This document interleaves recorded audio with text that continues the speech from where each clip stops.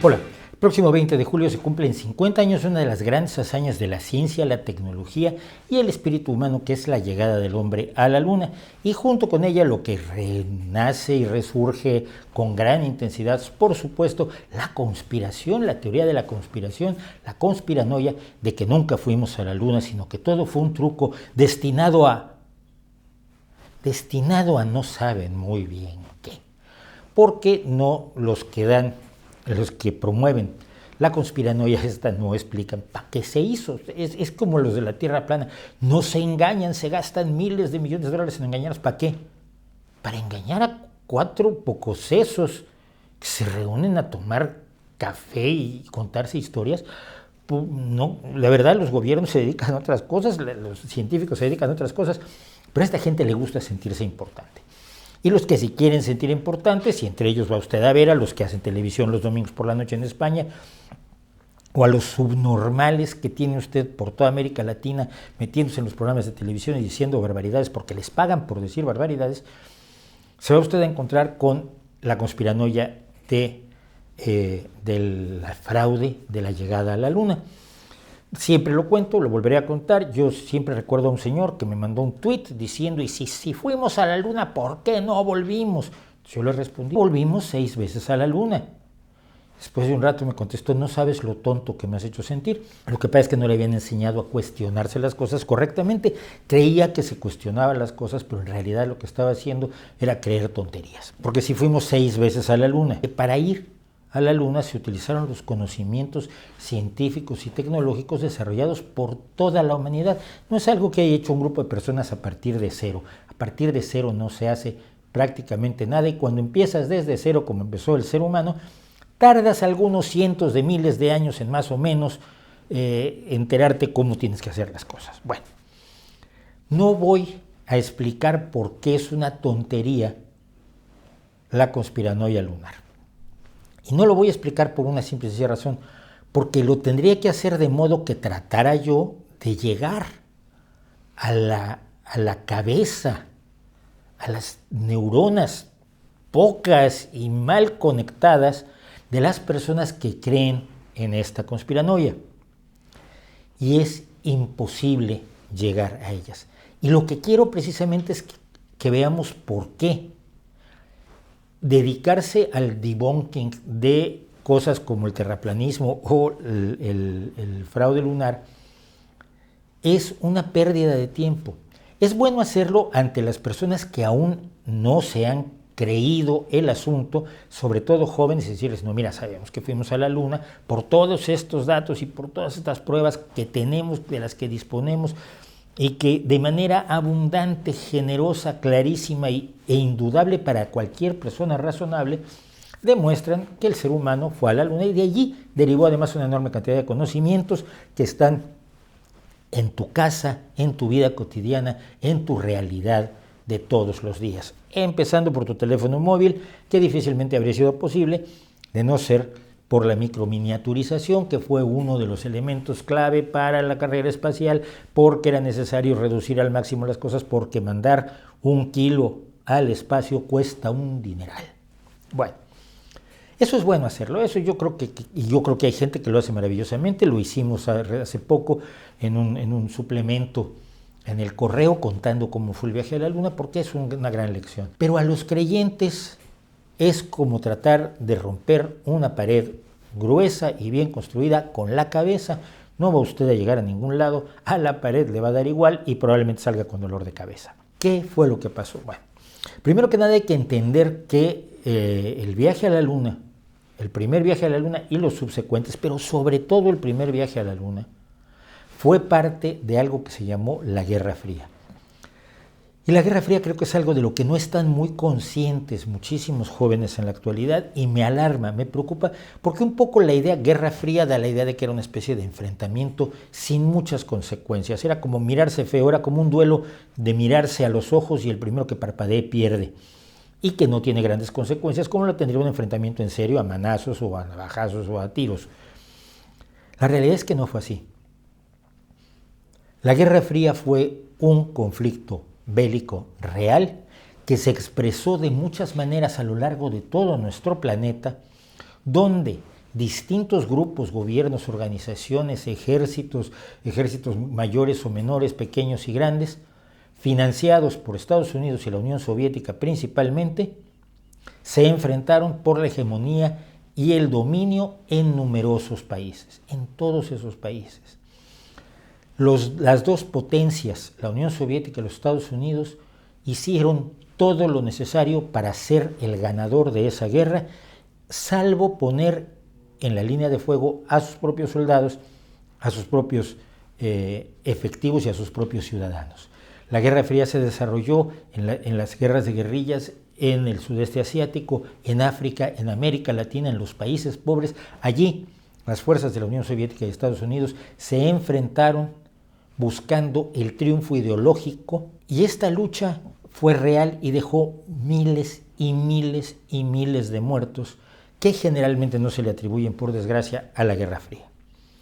Y una parte de la Guerra Fría fue la carrera espacial. La carrera espacial comienza el 4 de octubre de 1957, cuando la Unión Soviética lanza el Sputnik 1, el primer satélite artificial que entró en órbita alrededor de la Tierra.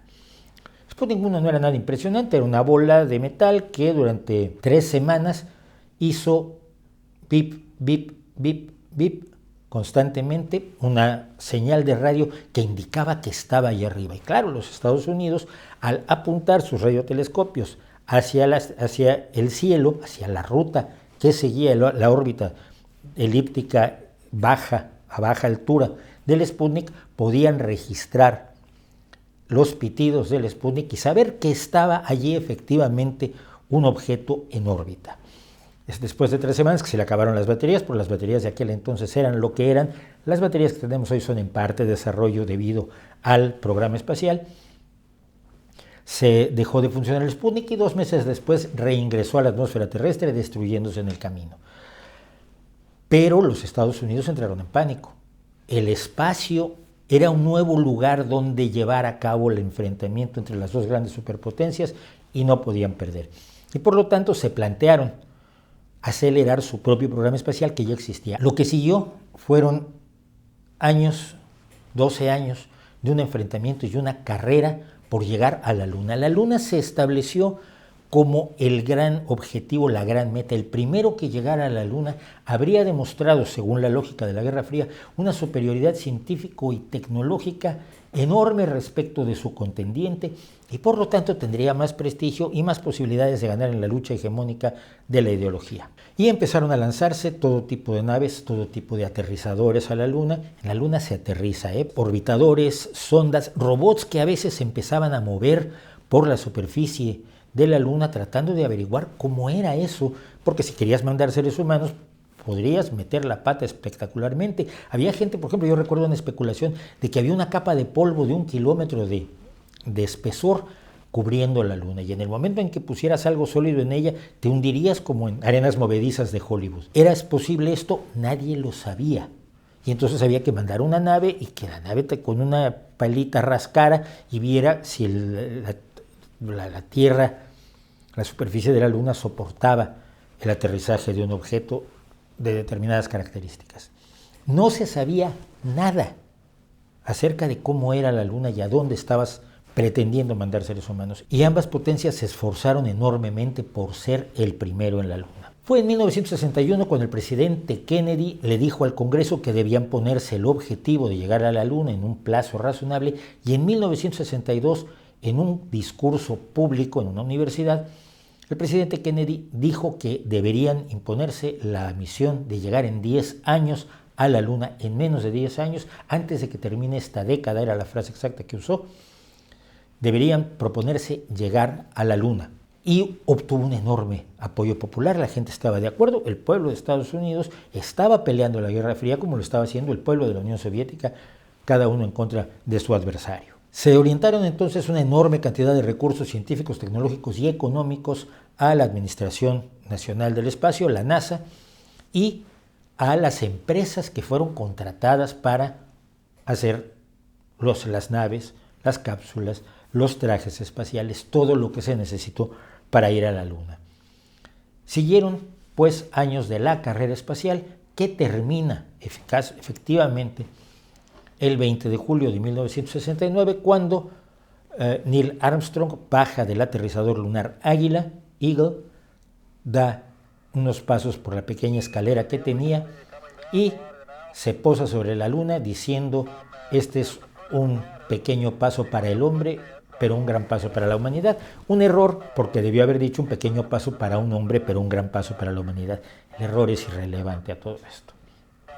Después de Armstrong bajó Aldrin, mientras Michael Collins en la cápsula que los iba a devolver a la Tierra, hacía órbitas alrededor de la Luna. La Unión Soviética admitió que había terminado la carrera espacial. De hecho, incluso para mostrar cierta gracia en la derrota, cierta calidad de caballerosidad, invitó a los 3 astronautas y los agasajó enormemente en Moscú, celebrando que finalmente el ser humano había llegado a la Luna y mordiéndose un poco el hígado por no haber sido ellos los que lo habían conseguido. Después de las siguientes misiones a la Luna, de las cuales fueron exitosas 5, el Apolo 13 no llegó, dando como resultado una película bastante dudosa y la frase famosa esta de Houston: tenemos un problema. Se fue a la Luna en total 6 veces, se obtuvo toda la información que era razonable obtener en ese momento y se dejó de ir porque los esfuerzos de los dos países se concentraron en lo que era mucho más relevante, que era aprovechar la órbita alrededor de nuestro planeta, las condiciones de vacío, las condiciones de microgravedad, las condiciones que podían permitir hacer una serie de experimentos que no se habían podido hacer hasta ese momento. Empezaron a poner en órbita estaciones espaciales, las Mir, el Skylab, las antecesoras de lo que es hoy la Estación Espacial Internacional, que está en órbita alrededor de nuestro planeta y donde se llevan a cabo multitud de trabajos científicos y tecnológicos de primer nivel. Así, terminada la carrera a la Luna e iniciada otra etapa en la exploración espacial, todo parecía estar tranquilo hasta que apareció un sujeto peculiar. En 1976, Bill Kaysling se autopublicó, no tenía ni editorial, un libro llamado We Never Went to the Moon, America's $30 Billion Swindle, o en español Nunca Fuimos a la Luna, el fraude de $30,000 millones de los Estados Unidos.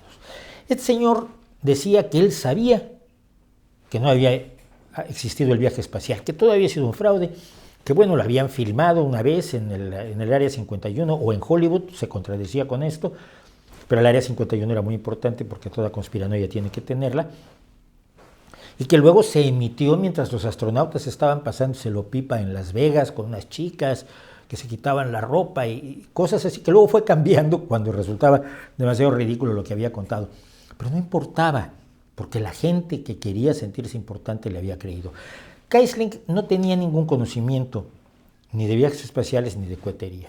Él era licenciado en inglés, era escritor, había sido contratado alguna vez como escritor técnico por la compañía Rocketdyne, la que fabricó los motores del cohete Saturno V, que llevó a los seres humanos hacia la Luna 7 veces y de las que se llegó 6, como decíamos.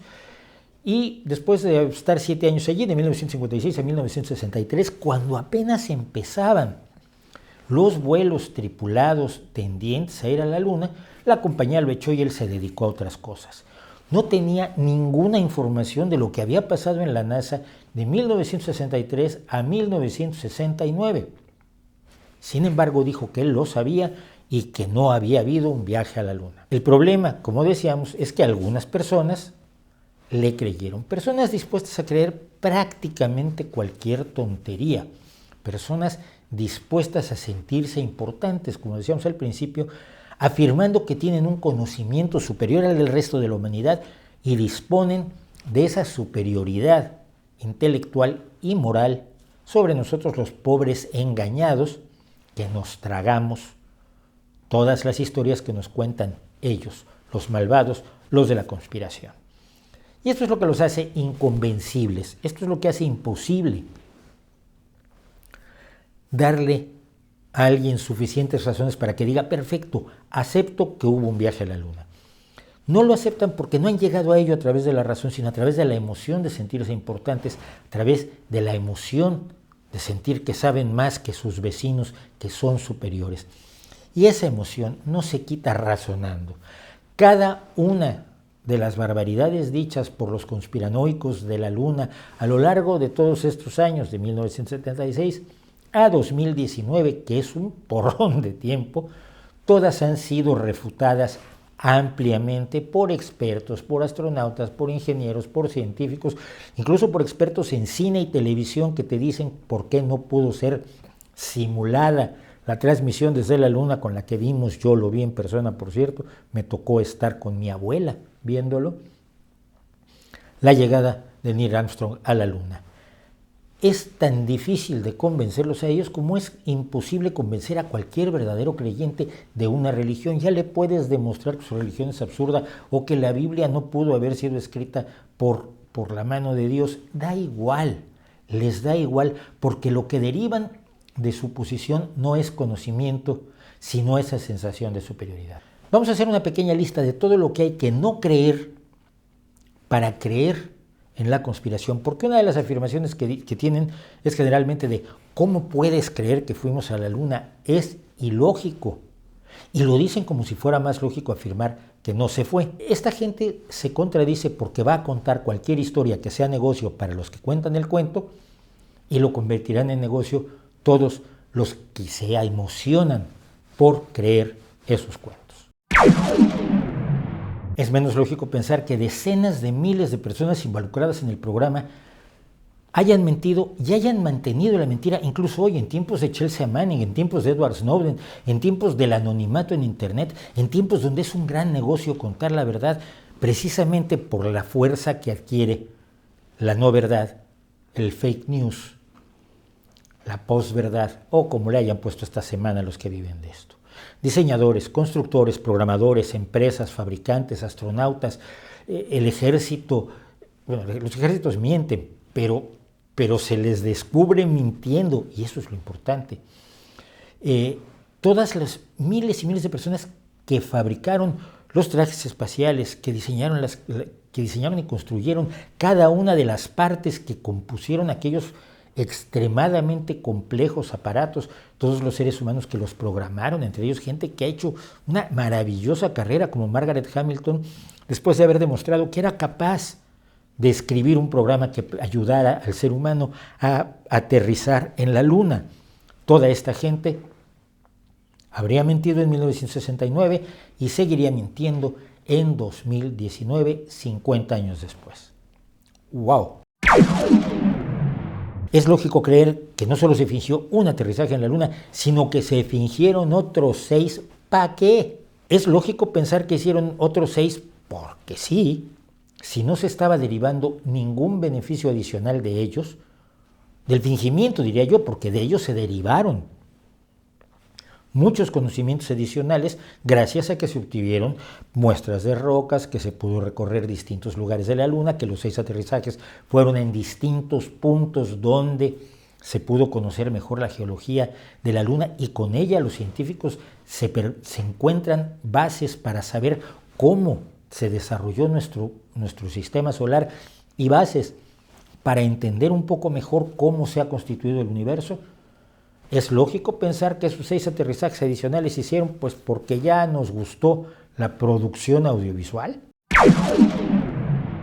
Es lógico creer que todos los científicos que han estudiado las rocas lunares están de acuerdo en mentir sobre el origen de esas rocas porque son terrestres, o bien que son tan tontos como geólogos, como minerólogos, como químicos, para no saber que los están engañando. Precisamente hace poco tiempo se repartieron de nuevo fragmentos de rocas lunares para que los estudien los científicos de todo el mundo. Es lógico pensar que o todos son tontos o todos nos engañan. Es lógico pensar que la Unión Soviética no se enteró de que esto era un truco. ¿O es lógico pensar entonces que la Unión Soviética sabía que era un truco pero lo cayó, dañando su propia causa dentro de la Guerra Fría? La Unión Soviética seguía, como los Estados Unidos, seguían con lupa cada lanzamiento, cada emisión de radio. Allí no había secreto posible, porque estaban todos los ojos electrónicos puestos sobre lo que estaba haciendo el enemigo en la guerra. No un amiguete que está haciendo otro coche para competir en una carrera del barrio. Se estaba peleando una guerra. Es lógico pensar que la Unión Soviética declarara el fin de la carrera espacial teniendo en sus manos una joya de la propaganda como era el engaño de los malditos imperialistas diciendo que habían ido a la Luna cuando había pruebas de que no habían ido. Es lógico pensar que ahora otras naves que han orbitado la Luna, chinas, japonesas, rusas y otras, han falsificado las fotografías de los lugares del aterrizaje en la Luna, de los que tenemos fotografías bastante sólidas. Incluso cuando se llevó el carrito aquel a la Luna, no me acuerdo qué Apolo fue, lo pondremos aquí ahora, se pueden ver los rastros de las ruedas en las fotografías tomadas por gente que no tiene nada que ver con Estados Unidos y que no gana nada mintiendo. Es lógico pensar que todos los demás científicos del mundo, todos los astronautas, toda la gente que manejó los conocimientos que se obtuvieron con los viajes y que no se podían haber obtenido de otro modo, esté mintiendo para engañar a gente como Quisling o como JJ Benítez o como Iker Jiménez o como Salfate el chileno o como Jaime Maussan en México. ¿Realmente se sienten tan importantes estos tipos? ¿Usted les daría tanta importancia a personajes de esa bajísima estofa? Si usted quiere creer que no hubo viaje a la Luna, sino que todo lo han hecho para engañarlo a usted porque usted es tan importante, la verdad no sé cómo llegó hasta este punto del vídeo. Cuestionarse todo, incluso la llegada a la Luna, es sano. Pero hay que saber cuando tienes una respuesta suficiente, una respuesta satisfactoria. Cuando lo niegas todo para aferrarte a algo que no es en realidad un cuestionamiento, sino una afirmación en contrario, no estás cuestionando, estás negando. Y esto lo vemos en la historia. Fue legítimo que alguien en un momento dado dijera, por ejemplo, ¿estás absolutamente seguro de que hubo un proyecto nazi para el exterminio de millones de personas en campos dedicados específicamente a matar gente? Quizás es legítimo preguntárselo. ¿Qué datos tenemos respecto a la realidad de ese proceso de aniquilación industrial de millones de seres humanos? Hay una enorme cantidad de datos. Suficientes datos para que cualquier persona razonable diga, efectivamente, todas las evidencias indican que esto ocurrió. Es razonable cuestionarse si el calentamiento global existe y es obra humana. Por supuesto que es razonable cuestionárselo. Yo mismo, y algunas personas lo saben por respuestas que di hace 10 años o más, me pregunté si realmente sabíamos que el calentamiento global era un hecho y que era antropogénico. Y los datos han dicho, hombre, sí, hay suficientes datos que nos permiten asumir que lo que está pasando no es normal y que en buena medida, al menos, es producido por la liberación de gases de invernadero debidas a la acción humana a nuestra atmósfera. Por lo tanto, podemos hacer algo para evitar el calentamiento global. Persistir en rechazar los datos razonables suficientes que tenemos no es cuestionar, es negacionismo. No hablen de apoloescépticos, no hablen de escépticos del calentamiento global, no hablen de escépticos del holocausto. Lo que tenemos son negacionistas. Cuando yo he dicho una y otra vez, cuestiónalo todo, me refiero a un cuestionamiento razonable, riguroso, ordenado, que establece preguntas a responder para permitirnos valorar la evidencia a nuestro alcance. Pero tenemos que saber en qué momento la evidencia a nuestro alcance, las respuestas a nuestras preguntas son suficientes como para retirar nuestro cuestionamiento y decir, acepto, así sea provisionalmente, estas afirmaciones, estos hechos, porque todas las evidencias parecen sustentarlos. Acabar diciendo que la realidad no existe, que todo el mundo existe para engañarte, que los medios de comunicación, que todos los seres humanos, que este canal más todos los canales de YouTube, todos menos una pequeña cantidad de chifladitos que se ponen gorritos de papel aluminio, están mintiéndote, no es, por supuesto, mentalmente sano. Y eso es quizás lo que más nos debería preocupar. Hace poco Pedro Duque decía, empieza uno no creyendo que el hombre fue a la luna y acaba no creyendo que los médicos pueden curar el cáncer, que las vacunas funcionan, que los transgénicos nos pueden resolver problemas para los cultivos que necesita el ser humano para alimentarse, que la energía nuclear es una opción razonable como puente de aquí a que tengamos las energías renovables que todos queramos. Cuando empiezas con una idea en la cual eres tan poderoso que todo el mundo está dispuesto a engañarte, eres capaz de negarlo absolutamente todo. Y quien lo niega absolutamente todo, más allá de la razón, no es alguien que ejerza precisamente la razón, sino es un creyente, un religioso, un fanático más, como aquellos que todavía, por desgracia, tenemos que combatir en este mundo. Espero que usted se lo plantee y no sea uno de ellos. Y si quiere ser un negacionista, lo que debería hacer es ir a ver a un profesional de la salud mental. ¿No cree usted?